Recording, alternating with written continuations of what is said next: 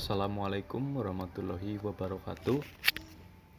Perkenalkan, saya Devran Raka Effendi dari kelas Teknik Elektronika 2A dengan nomor induk mahasiswa 2001-01011. Di sini saya akan menjelaskan tentang keandalan atau reliability. Langsung saja ke pengertiannya. Jadi, reliability atau keandalan adalah suatu penerapan perancangan pada komponen sehingga komponen tersebut dapat melaksanakan fungsinya dengan baik tanpa kegagalan sesuai rancangan atau proses yang dibuat dan mempunyai performa yang sesuai dengan fungsi yang diharapkan dalam selang waktu dan kondisi operasi tertentu.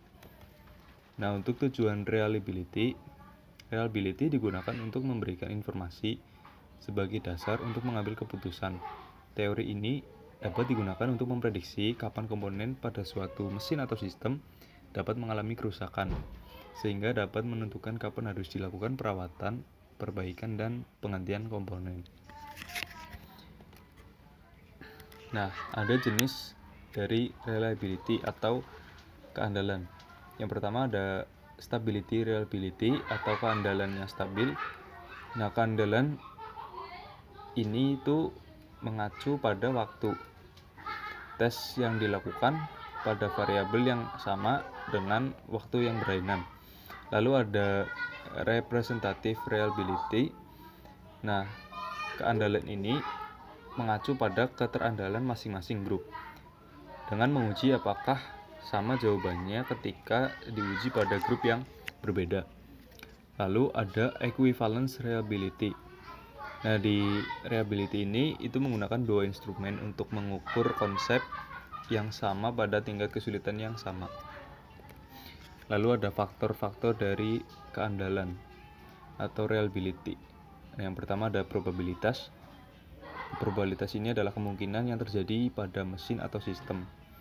Jadi probabilitas ini bergantung pada usia dan kualitas dari mesin atau barang tersebut.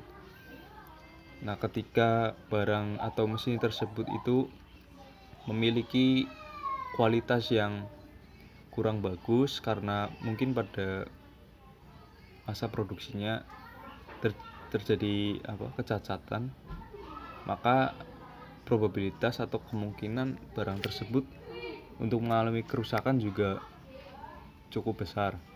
Nah, lalu untuk faktor usianya, ketika mungkin awal barang pertama digunakan, kemungkinan untuk rusak itu sangat sedikit. Nah, lalu ketika usianya sudah bertambah dan sudah sering dipakai, maka probabilitas untuk terjadi kerusakan itu sangat besar. Lalu kedua ada time limit atau usia pemakaian.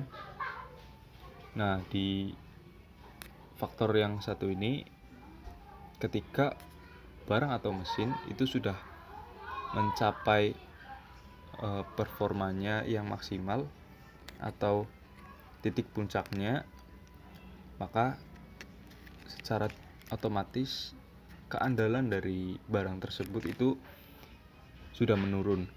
Contohnya ketika ada sebuah mesin atau sistem itu ditargetkan untuk bekerja selama kurang lebih 20 tahun. Nah, untuk selanjutnya di tahun selanjutnya, maka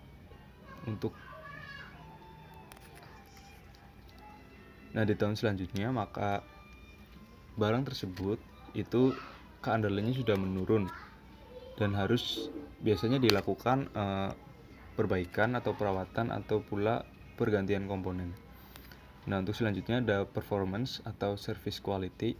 Nah, untuk di performance ini atau service quality itu seberapa besar atau seberapa maksimal barang tersebut dapat bekerja, atau lebih tepatnya dapat memuaskan konsumen.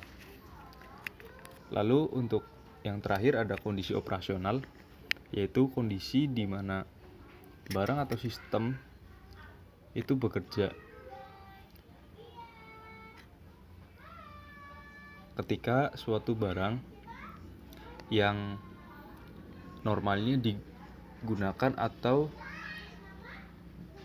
bekerja pada kondisi yang kering, maka ketika barang tersebut ditaruh di kondisi yang lembab, otomatis reliability-nya atau keandalannya itu juga ikut menurun karena tidak sesuai dengan kondisi lingkungan atau mesinnya tersebut itu tidak didesain untuk berjalan pada kondisi tersebut. Mungkin itu saja yang bisa saya sampaikan. Kurang lebihnya mohon maaf. Wassalamualaikum warahmatullahi wabarakatuh.